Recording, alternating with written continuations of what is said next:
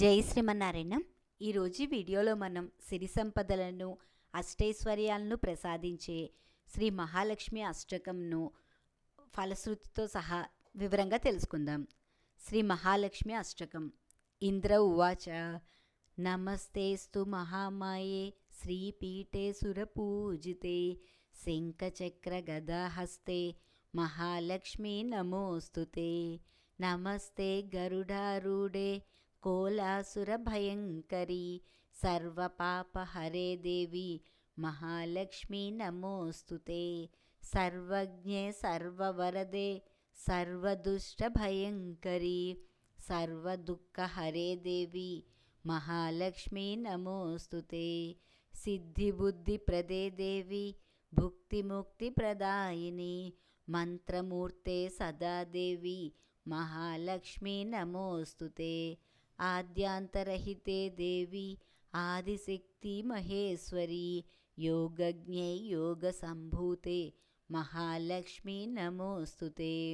స్థూల సూక్ష్మ మహారౌద్రో మహాశక్తి మహోదరే మహాపాపహరే దేవి మహాలక్ష్మీ నమోస్తుతే.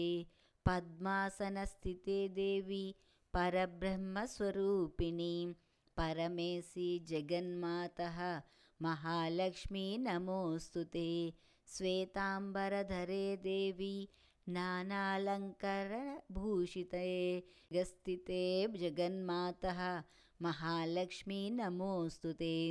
మహాలక్ష్మి అష్టకం స్తోత్రం యపఠేద్భక్తిమాన్ నరః సర్వసిద్ధిమవాప్నోతి రాజ్యం ప్రాప్నోతి సర్వదా.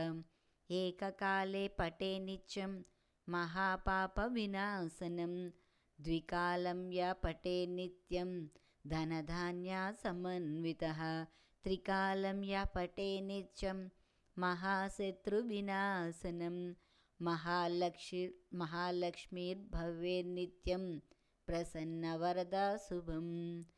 ఇప్పుడు ఈ స్తోత్రానికి ఫలశ్రుతిని తెలుసుకుందాం.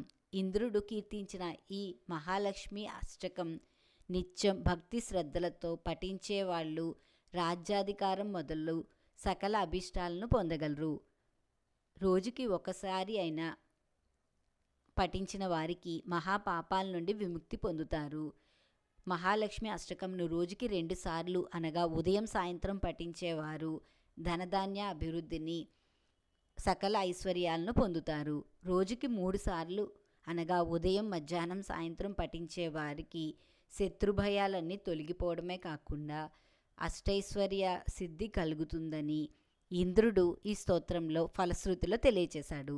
ఇంతటి మహత్యము విశిష్టత కలిగిన శ్రీ మహాలక్ష్మి అష్టకంను మనం కూడా పఠించి మహాలక్ష్మి అనుగ్రహాన్ని పొందుదాం.